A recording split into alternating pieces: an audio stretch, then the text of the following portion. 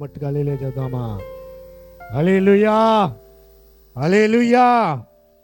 9:50 అయిపోయింది. ఇంకొక 15 నిమిషాలు నేను ముగించేస్తాను. రోమర్ రాసిన పత్రిక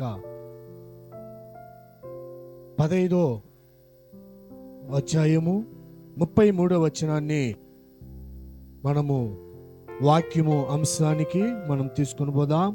రోమర్ రాసిన పత్రిక 15:33 వచనాన్ని మనం చదువుకుందాం. సమాధాన కర్తయగు దేవుడు మీకందరికీ తోడేండి నడిపించును గాక. చప్పట్లు కొట్టి దేవుని నామాన్ని మహింపరచుదామా? హల్లెలూయా. మీ పక్కన ఉన్న వాళ్ళకి చేయించి సమాధానం కలుగును గాక. దేవుడు మిమ్మల్ని ఆశీర్వదించును గాక. ఇక్కడ వాక్యం అంశం ఏం చెప్తుందంటే, సమాధానమైన దేవుడైన కర్తడు దేవుడు, ఆయన మిమ్మల్ని సమాధానంతో నడిపే దేవుడైన. హల్లెలూయా. వాక్యాన్ని మళ్ళీ చదువుకుందామా? సమాధానమైన కర్తయకు దేవుడు మీకందరికీ తోడై ఉండునుగాక. ఈ దినము వాక్యం అంశం ఏంటంటే, సమాధాన కర్తయ్య దేవుడు మీరందరికీ తోడై ఉండునుగాక. ఎంతమంది ఆమేన్ చెబుతారు? మన దేవుడు మనకు తోడున్నట్లయితే, మన దేవుడు మన పట్ల ఉన్నట్లయితే, దేవుడు మనకు చేసిన ఎన్నో మేళ్ళు బట్టి ఆ సమాధాన దేవుడు మనతో ఉండాలంటే, ఒక 2 రోజుల ముందుగా ప్యాంప్లెట్ నేను చూశాను. చూసిన వెంటనే సిస్టర్ ఎవరని అడిగాను. అడిగితే మరొక సాక్షి అని చెప్పారు. బట్ ఎందుకు ఫోటో వేయలేదని అడిగినాను. కొంత రీజన్ చెప్పారు. అంటే ఇది రీజన్ కాదు, దయచేసి ఫోటో వేసి ఉండాలి. ఇంత పెద్ద సాక్షి, గొప్పమైన సాక్షి, దేవుడు చేసిన దానికి పాస్ట్ని చూడాల్సిన అవసరం లేదు. పాస్ట్ కాపాడా మిమ్మల్ని? దేవుడు కాపాడు. హల్లెలూయా. పాస్ట్ ఏమని అనుకుంటాడేమోలే అనేసి ఫోటో వద్దనేసి ఇంత పెద్ద సాక్షి. ఆ ఎల్ఐసి పాలసీలో డబ్బు కానీ రాకపోతే జీవితం ఏమై ఉంటుంది? ఒక నిమిషం ఆలోచించి చూడండి. ఈరోజు సహోదరి చెప్పిన సాక్షి చాలా సూపర్ బాగుండింది. ఈ సాక్షి అనేక స్త్రీలకి చాలా ప్రయోజనంగా ఉంటుంది. అయినా కూడా చిన్న కోపం మా సిస్టర్ మీద. ఫోటో వేసుంటే బాగుండు. బూదిగంత వరకు మీరు నాకు సాక్షులుగా ఉండండి. ఇదిదా దేవుడు చెప్పింది. సకల దేశానికి పోండి, నా మాటలు ప్రకటించండి, వాళ్ళని శిష్యులు చేసి జ్ఞానస్థానం ఇవ్వండి. ఇంతే. చెయ్యి చిన్న బిడ్డ నడిచేంత వరకు ఒక వ్యక్తి కావాలండి. ఆ బిడ్డ నడిచిన వరకు ఏ వ్యక్తి మనకు తేవలేదండి. హల్లెలూయా. ఇంత గొప్ప కార్యము ఈ రోజుల్లో 10 సవరాలు నగలేయాలంటే ఊరకుందా? ఎంత పెద్ద గొప్పమైన కార్యం అది. సమాధాన కర్తయ్య దేవుడు మీకు తోడై ఉండును గాక. ఈరోజు మన సమాధాన కోసం ఎక్కడెక్కడో వెళ్తున్నాము, ఏమేమో చేస్తున్నాం, ఎట్లట్లో జీవిస్తున్నాం. కొంతమంది సమాధానం కోసము ఎక్కడెక్కడికో వెళుతున్నారు. ఈ సమాధానం ఎక్కడ దొరకదండి, ఎక్కడ దొరకదు. ప్రభు అయిన యేసుక్రీస్తు దగ్గరికే నువ్వు వచ్చినట్లయితే ఆ సమాధానము నీకు ఇవ్వబడును గాక. ఎంతమంది ఆమేన్ చెప్తారు? హల్లెలూయా. అదే మత్తయి సువార్త 15వ అధ్యాయము 22వ వచనాన్ని మనం చదువుకుందాం. ఇదిగో ఆ ప్రాంతంలో నుండి కానాన స్త్రీ ఒకటి వచ్చి, ప్రభువా, దావీదు కుమారుడా, నన్ను కరుణింపము, నా కుమార్తె దెయ్యము పట్టి బాధపడుచున్నదని కేకలు వేసిందని. చాలమ్మా చూడండి. కానాన స్త్రీ, ఒక స్త్రీ తన బిడ్డకి ఎంతో అనారోగ్యముతో పిశాసు పట్టిందంట. ఆ బిడ్డకి అక్కడ ఆ స్త్రీ ఏమడుతుందంటే, దావీదు కుమారుడా, నా బిడ్డకి నువ్వేం చెయ్యి, కరుణించుము. హల్లెలూయా. ఈరోజు మీరు వచ్చిన ఏ పరిస్థితిలో సరే, నా బిడ్డల జీవితాలు ఇట్లున్నాయే, నా బిడ్డల జీవితాలు ఏమవుతాయో, ఎట్లా ఉన్నాయో, నా బిడ్డల భవిష్యత్తు ఏమో, నా బిడ్డల కార్యాలు ఏమో, నా బిడ్డలు నేను ఎట్లా చాకుతాను, ఎట్లా చదివిస్తాను, నేను ఏమి చేస్తానని చెప్పి మనము అంగలార్పుతో ఉన్నాం. నా భర్త లేడే, నా భార్య లేదే, నాకు సొంత వారు లేరే అని మనం ఎంతో మంది కుమిలిపోతున్నాం. ఆయన ప్రభు అయిన యేసుక్రీస్తు సమాధాన కర్త అయిన దేవుడు మనందరికీ తోడైండును గాక. హల్లెలూయా. ఆ సమాధాన కర్త అయిన దేవుడు మీ పట్ల ఉన్నట్లయితే మీకు దేవుడు జయాన్నిచ్చే దేవుడు. అయినా ఎంతమంది ఆమేన్ చెప్తారు? హల్లెలూయా. ఆ కానానీ స్త్రీ అడుగుతుంది, దావీదు కుమారుడా, నా బిడ్డ మీద నువ్వు కరుణింపము. నా కుమార్తెకి ఏం పట్టింది? దయ్యము పట్టిందండి. నా కుమారి కుమ్ములిపోతుంది. ఈ దయ్యము పట్టిన వల్ల నా బిడ్డని నేను చూడలేక ఎంతో కుమ్ములిపోతున్నా. నా బిడ్డ జీవితాన్ని మార్చే దేవుడివి నువ్వు ఒక్కడివే నాయనా అని పరిగెత్తుకుంటూ వస్తుంది. ఎవరి కాడికి? యేసు ప్రభు కాడికి. ఆమె కేకలు వేస్తుందంట. మనము అనేక కేకలు వేస్తున్నాం. ఈ దినము మన కుటుంబంలో, ఈ సముదాయంలో, మన కుటుంబంలో పడుతున్న అనేక కార్యాల వల్ల, మనల్ని నిందిస్తున్న అనేక కార్యాల వల్ల ఈ దినము మనం అనేక కేకలు వేస్తున్నాం. అంటే ఆ కేకలకి ఎవరు బదిలీ లేరండి. కేకలకి బదిలీ చేయబోడు నా ప్రభు అయిన యేసుక్రీస్తు ఒక్కడే. ఆయన చప్పట్లు కొట్టి దేవుని నామాన్ని మహిమపరచుదామా? హల్లెలూయా, హల్లెలూయా. నీ కేకలకి ఆయనకి వినేటట్లుగా నువ్వు ఆయన పిలవాలి. ఈ స్త్రీ పిలుస్తూ ఉంది, చదువు ఆయన అట్లే. అందుకు ఆయనతో ఆమెతో ఒక్క మాట కూడా, చూడండి, ఆ స్త్రీ కేకలేస్తుంది, ఆయన పట్టించుకోలా. కారణం ఏంది? చదువు నాన్న.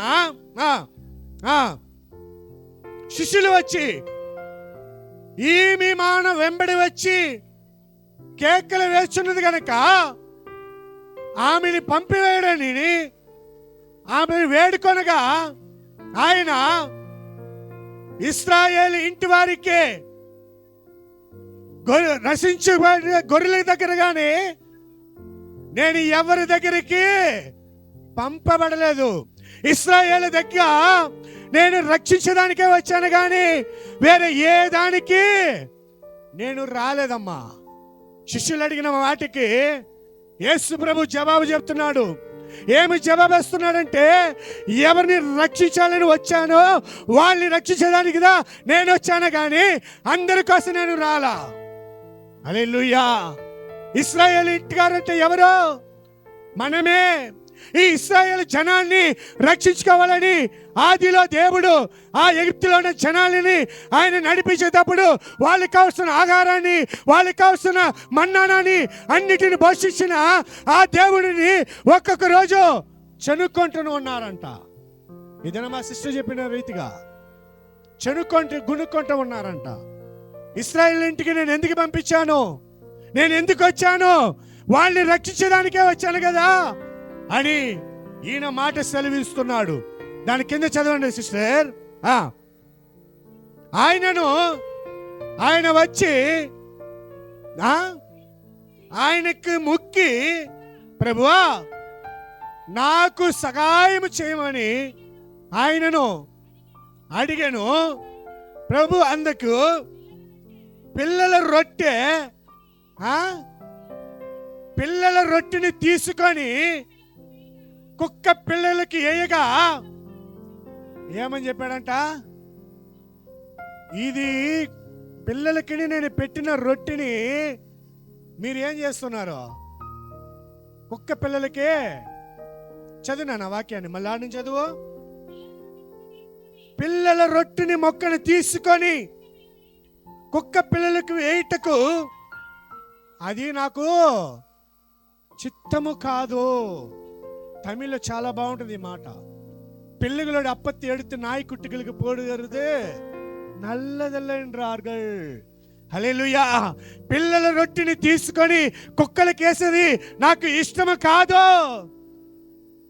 ఈ మాట చెప్తే ఆ సహోదరి ఏం చెప్పాలా? ఏం చెప్పాలా? నేను కుక్కనా? నేను నక్కనా? నేను మాట్లాడదాన్నా?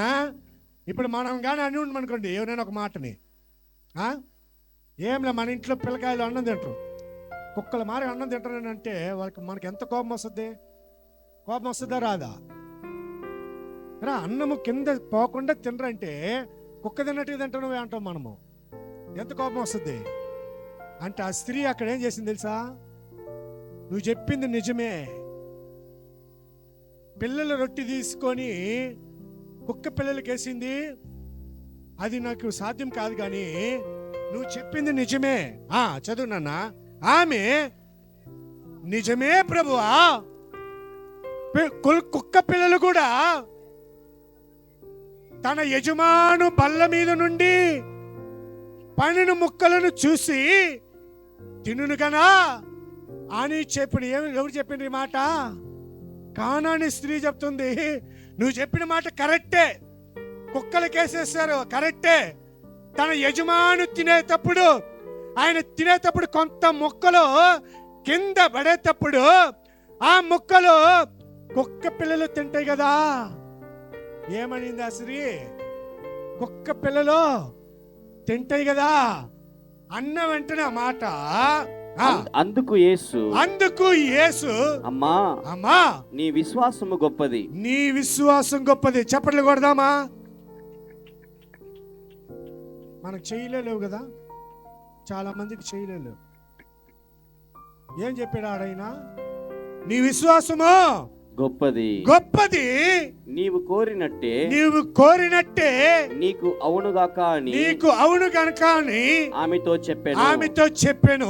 ఆ గడియలోనే ఆమె కుమార్తె స్వస్థత నొందెను. చప్పట్లు కొట్టి దేవుని నామాన్ని మహిమపరచుదామా? హల్లెలూయా. ఎప్పుడైతే ఆ మాటకి వేరే మాట బదులు చెప్పకుండా నువ్వు చెప్పింది నిజమేనయ్యా, దేవుడి కాడ మనం ఏం చేయకూడదు, వాగ్వాదం చేయకూడదు. దేవుడి కాడ మనం వాగ్వాదం చేస్తాం. ఏమని వాగ్దానం చేస్తాం?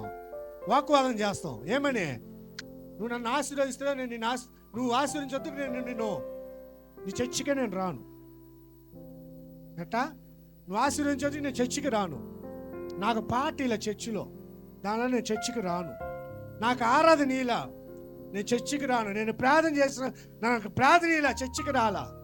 ఎన్ని సాకులు చెప్తాం మనమైతే.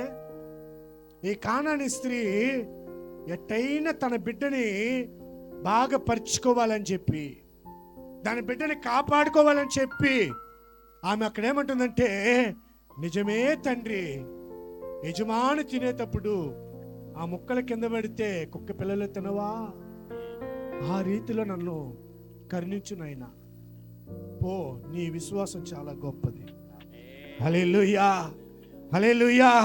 ఈ విశ్వాసం వల్ల ఆ తల్లి యొక్క విశ్వాసం వల్ల తన బిడ్డ అనారోగ్యంలో నుంచి దేవుడు విడిపించాడంట. హల్లెలూయా. ఆ సమాధాన కర్త దేవుడు మీకు అందరికీ తోడై ఉండి నడిపించును గాక. హల్లెలూయా, హల్లెలూయా. ఈరోజు మనం అందరం ఏం చేస్తున్నాం? కొంచెం కష్టం వస్తే, కొంచెం బలహీనత వస్తే, కొంచెం జ్వరం వస్తే మనం ఏం చేస్తాం? దేవుడుండా? ఎక్కడుండ దేవుడు? ఈ కానానే స్త్రీ దెయ్యము తన బిడ్డకి పట్టిందే రాత్రి పగులు ఎట్లా ఉంటుందండి? ఒక చిన్న బిడ్డకి దెయ్యం పెడితే ఎట్లా ఉంటుంది అది? అంటే ఆమె అక్కడ దేవుడి దగ్గర న్యాయం మాట్లాడలేదు, కానీ దేవుడి దగ్గర తగ్గించుకొనిందంట. హల్లెలూయా. తన్ను తాను తగ్గించుకున్నవాడు హెచ్చించబడును, తన్ను తాను హెచ్చించుకున్నవాడు తగ్గింపబడునంట. ఎప్పుడైతే ఆ మాట చెప్పిందో, నీ విశ్వాసం చాలా గొప్పదమ్మా, నువ్వు చెప్పిన మాటకు అర్థం నాకు అర్థమైపోయింది. నీ బిడ్డకి అట్నే కింద చదవండి వాక్యం లోపల. యేసు అక్కడి నుండి వెళ్ళి గలిలయ సముద్రానికి వచ్చి అక్కడ కూర్చుండగా ఆ కొండ ఎక్కి అక్కడ కూర్చొనగా బహుజన సమూహముల ఎడతకు కుంటివారు, గుడ్డివారు, మూగవారు, చూడండి, గుడ్డివారు, మూగవారు, అంగహీనులు అందరినీ అక్కడ తీసుకొని వచ్చి, మొదలైన అనేకులను తీసుకొని వచ్చి ఆయన పాదముల యొద్ద పడవేసిరి. ఎవరి పాదాల మీద? యేసయ్య పాదాల మీద. గుడ్డివాడిని, మూగువాడిని, చెవిటివాడిని, ఎవరిని అందరు ఎక్కడ తీసుకొని వచ్చారంట? యేసు పాదాల దగ్గర పడవేస్త్రి. ఆయన వారిని స్వస్థపరచెను. చప్పట్లు కొట్టి దేవుని నామాన్ని మహిమేస్తున్నామా. వాళ్ళందరూ అడిగారా, నేను మూగువాడిని, నేను చెవిటి వారిని, నేను మాట్లాడేవాడిని, గుడ్డివాడిని అని చెప్పారా?